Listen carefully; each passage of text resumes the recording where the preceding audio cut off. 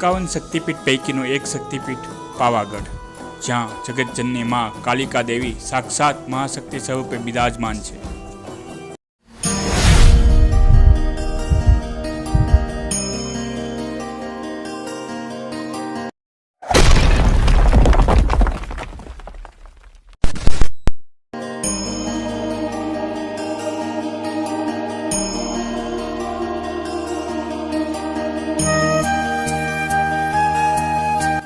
પાવાગઢ જવા માટે નજીકનું રેલવે સ્ટેશન, બસ સ્ટેશન કે એરપોર્ટ વડોદરા છે. વડોદરાથી પાવાગઢનું અંતર અંદાજિત 50 કિલોમીટર છે.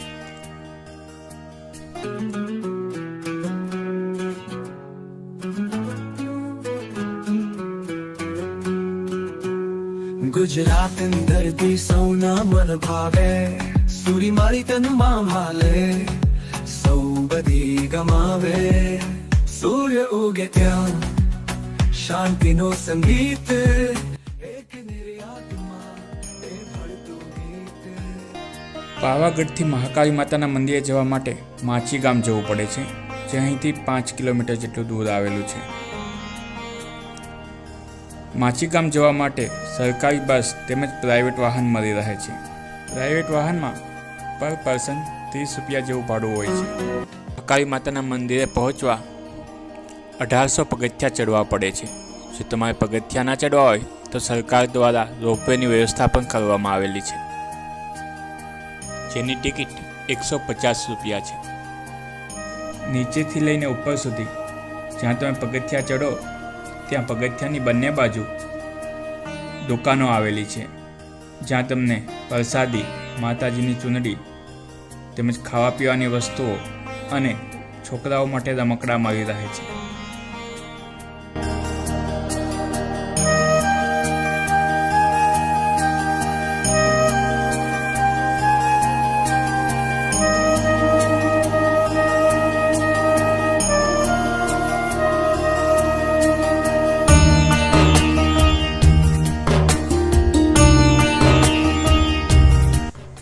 પગથિયા ચડતા એક એવો પોઈન્ટ આવે છે જ્યાં રોપવેને તમારી ઉપરથી પસાર થતા જોઈ શકો છો.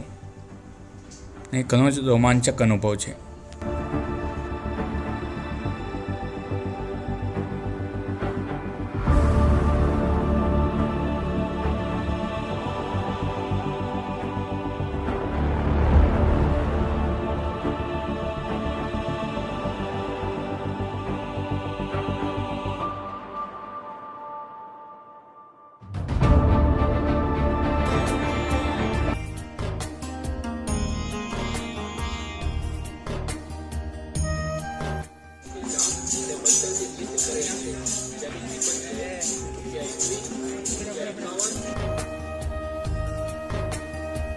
પ્રાકૃતિક સૌંદર્ય અને ઐતિહાસિક ધરોહરનું નજીકથી રસપાન કરવું હોય તો પગથિયાવાળા રસ્તે જ મહાકાળી માતાના મંદિરે જવું જોઈએ.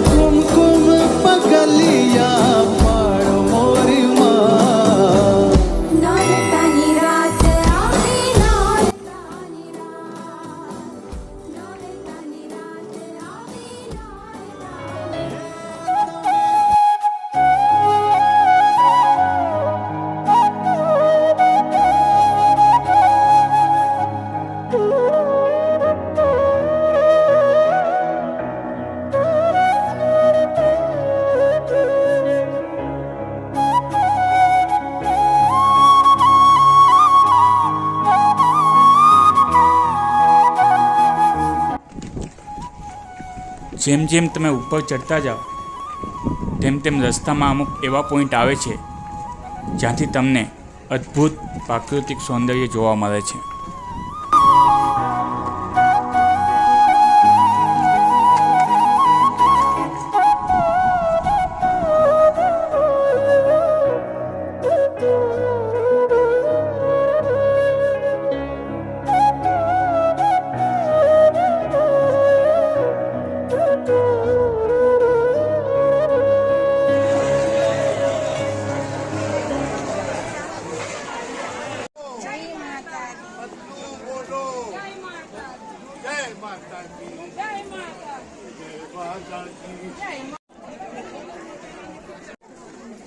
ફાઇનલી આપણે મંદિર સુધી પહોંચી ગયા છીએ, તો ચાલો દર્શન કરી લઈએ.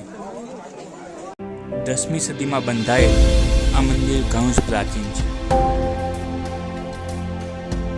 આ મંદિર ગુજરાતના સૌથી મોટા યાત્રાધામો પૈકીનું એક છે.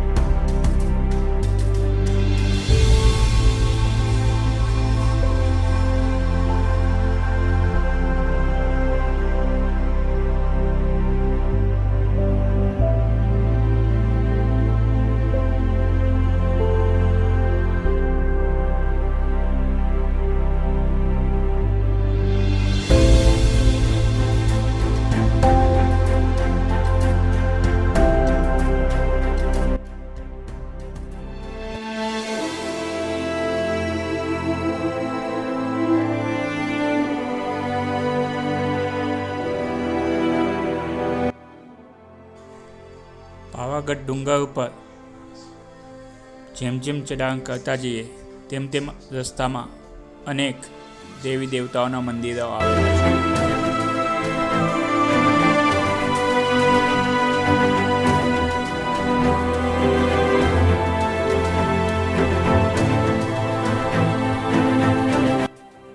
અહીં પૌરાણિક જૈન મંદિરો પણ આવેલા છે.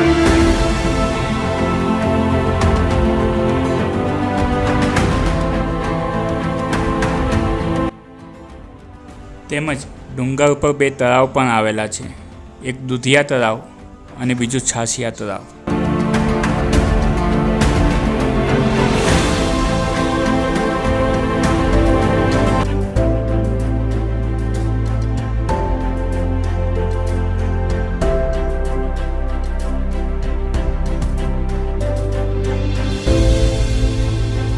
તમને આ વિડીયો ગમ્યો હોય તો લાઈક કરી શેર કરો તમારા મિત્રોને, અને આવા જ નવા વિડીયો જોવા માટે સબસ્ક્રાઈબ કરો.